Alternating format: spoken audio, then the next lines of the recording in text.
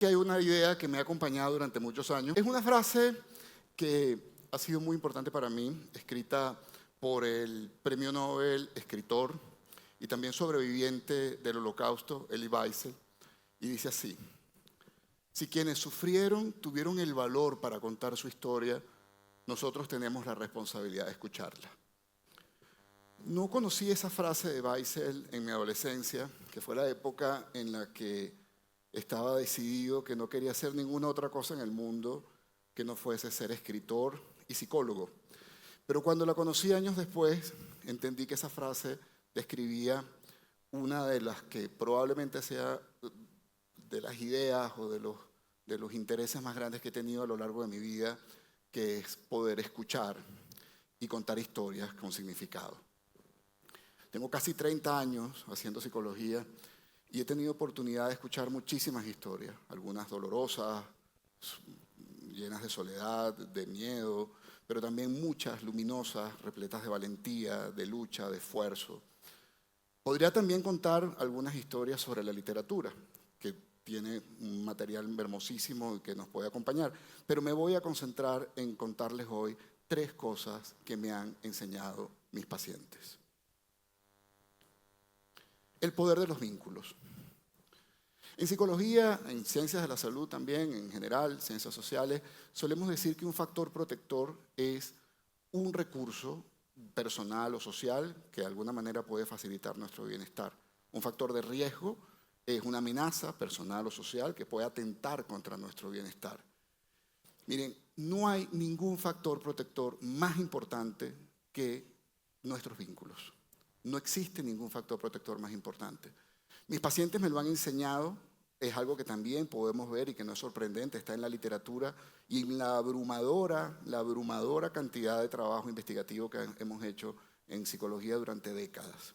Siempre el principal factor protector serán los vínculos, de manera que siempre los vínculos son el punto de partida para pensar en nuestra salud mental y en la de las personas que están en nuestro mundo. Siempre. Las formas como mis pacientes me han acercado a comprender estas historias tienen que ver en gran medida con algo que también tiene todo el sentido que puede ocurrir, y es que después de todo, el inicio de nuestras vidas fue un inicio vincular. Hubo alguien que nos cuidó, alguien que permitió que no muriésemos, que pudiésemos sobrevivir, hubo alguien que nos dio las primeras palabras de cariño que luego se convirtieron en las palabras que comenzamos a utilizar nosotros mismos. De manera que esos vínculos remotos están marcando parte fundamental de lo que luego nosotros podremos contar en nuestras vidas. Algunos de ustedes me podrían decir: ¿y qué pasa con quienes han tenido historias duras de inicio en su vida familiar, quienes han experimentado situaciones de dolor o que han quedado rotos dentro de esas relaciones? Pues esas historias también son ciertas y sin embargo, si la persona está viva, si la persona está en la capacidad de poder mirar el mundo y de poder desear, incluso con historias duras y difíciles anteriores, una persona puede construir nuevas oportunidades vinculares y dar espacio para poder seguir creciendo y poder tener mejores condiciones de bienestar. Uno de los relatos que más me han impactado fue una joven mujer que atendí en la época donde yo todavía era un psicólogo clínico en formación. Era una muchacha que había experimentado unas situaciones vitales muy complejas, tenía varios diagnósticos psicológicos, tenía serios problemas físicos. Un día le pregunté qué era lo que le animaba a luchar y ella me respondió que ella quería estar bien, pero que ella sentía el inmenso deseo de poder también crear una mejor vida para su mamá, que era la persona que le había acompañado durante tantos periodos de tiempo de dolor y que ella misma había sufrido tanto. Mis pacientes me han enseñado que en la medida en que tenemos vínculos que tienen importancia para nosotros, en esa misma medida tenemos unas oportunidades inmensas de poder luchar por nuestra salud mental. Y se trata en muchas ocasiones de cosas sencillas: poder escuchar, poder cuidar, poder recibir el cuidado, poder crear espacios de intimidad. Mis pacientes también me han enseñado la importancia de las historias que nos contamos a nosotros mismos. Todos los que hemos estado en un taller de narrativa sabemos que una de las primeras tareas es aprender a crear personajes. Sin embargo, eso no es una actividad que hacemos solo en la literatura. Eso también lo hacemos en nuestra vida personal. De hecho, todo lo que somos nosotros mismos son personajes. Somos personajes que hemos ido creando a lo largo del tiempo con nuestras propias narraciones. Un elemento que en ocasiones complica la creación de nuestros personajes es el hecho de que nosotros vivimos en sociedades que suelen promover una idea del individualismo tan exacerbado que en ocasiones terminamos creyendo que nosotros tenemos que ser excesivamente bellos, hermosos, exitosos, prósperos para poder llegar a ser felices. Hemos creado un yo que termina siendo inmenso y que en muchas ocasiones, en realidad, paradójicamente, lo que termina convirtiendo es una historia de desagrado, de malestar, de dolor, de descontento, porque nunca estaremos a la altura de esos grandes personajes. Lo que me han enseñado mis pacientes es que lo que hace que un personaje y una autonarración pueda tener poder es que esa autonarración sea una autonarración coherente, una autonarración reflexiva, una autonarración que pueda ir construyendo de una manera realista en el paso del tiempo. Recuerdo un paciente que había sido víctima de abuso sexual en su infancia y que tenía también un sufrimiento psíquico muy grande. A medida que él fue explorando su proceso terapéutico, fue encontrando que su relato tenía el mismo grado sobre sí mismo, su relato sobre sí mismo tendía a ser también un relato agresivo y violento como la agresión y la violencia que había experimentado. Mis pacientes me han enseñado que a la medida que van cambiando, que van explorando, pueden crear nuevos escenarios reflexivos y nuevos escenarios para narrarse a sí mismos y eso se convierte en un increíble elemento de poder. En tercer lugar, les quiero hablar del valor de la esperanza.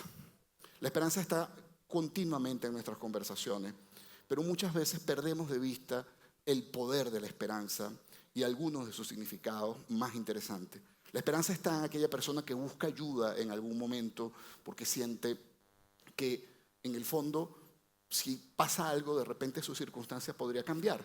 La sola búsqueda de ayuda ya es un indicador de esperanza. El que busca ayuda ya está haciendo un acto de valentía y el que también recibe esa ayuda de alguna manera está colaborando a construir en nuestra red de comunidad, de relaciones humanas, esa posibilidad. Pero la esperanza es más que eso. La esperanza es un motor que mueve nuestras vidas. La esperanza nos da propósito. La esperanza convierte los sueños en algo más que sueños. Mis pacientes me han enseñado que en algunas ocasiones la vida resulta muy dura y pueden haber momentos de desesperanza, de desencanto, de apatía. Incluso en ocasiones puede ocurrir algo que es paradójicamente la otra cara de la desesperanza, el esperanzamiento irreal. Creer que la vida va a cambiar porque ganamos la lotería, porque descubrimos el amor de nuestras vidas cruzando la calle o que vamos a conseguir una felicidad infinita que nunca terminará.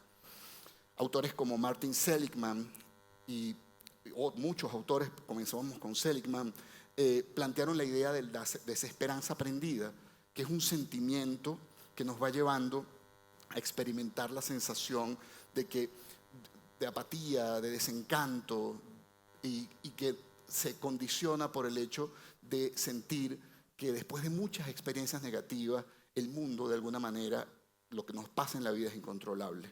Aquí en América Latina también tenemos el trabajo que realizó en su momento el psicólogo salvadoreño Ignacio Martín Baró, quien habló del síndrome del fatalismo latinoamericano. Y Martín Baró también nos mostró la importancia de cómo los fenómenos fatalistas terminan creando relatos en los que las personas de alguna manera se cuentan a sí mismas la sensación de que el mundo ya está escrito, de que el destino es imposible de modificar y que tenemos que aprender a vivir con resignación lo que ocurra. Mis pacientes me han enseñado que en la medida en que puedes encontrar un lugar razonable, realista, de poner a dialogar tu deseo y tu capacidad de acción, la esperanza se puede convertir de nuevo en el motor que necesitamos para los cambios. Mis pacientes me han enseñado que en la medida en que hacen pruebas pueden encontrar, que pueden descubrir que en muchas ocasiones las oportunidades estaban allí y ni siquiera las habían imaginado, o que en ocasiones creían que eran incapaces de poderlo lograr. Lo que pasa es que para que eso pueda ocurrir necesitamos comenzar a andar el camino. No va a pasar nada malo porque las cosas no terminen de salir como esperábamos. Incluso pueden salir nuevas oportunidades de ello, pero necesitamos nuestra agencia, nuestra capacidad de acción y crearla dentro del marco de nuestros sueños, de nuestros deseos y de nuestras capacidades. Mis pacientes me han enseñado todas estas ideas y la psicología también está presente en ese diálogo. Sin embargo, también es importante decir que estas ideas en ocasiones podría ser que necesitemos desarrollarlas en espacios terapéuticos debido a la complejidad o a diferentes circunstancias que lo puedan exigir. Sin embargo, están allí y me pertenecen a mí, les pertenecen a ustedes, nos pertenecen a todos. En la medida en que luchemos por estas ideas, en la medida en que demos espacios de reflexión, podrían convertirse en interesantes oportunidades. Yo antes de despedirme le quisiera proponer 3 preguntas que están relacionadas con las ideas que les he planteado.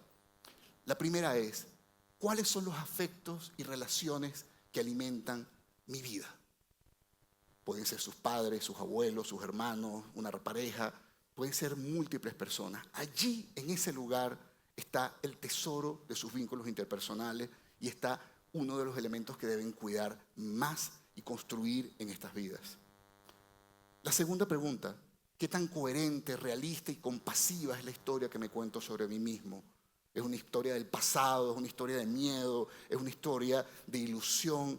En la medida en que entienda la historia que me cuento a mí mismo, en esa medida también entenderé mis oportunidades para poder cambiar. Y la última, ¿cuánta esperanza tengo en que mis acciones me lleven a una vida sana y con bienestar?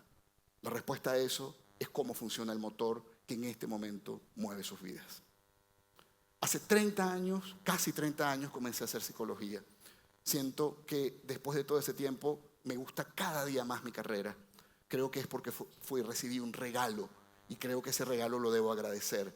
La mejor forma de dar ese agradecimiento está escrita en un libro de Donald Winnicott, Realidad y Juego, donde dice en su dedicatoria a mis pacientes quienes pagaron por enseñarme. Muchas gracias.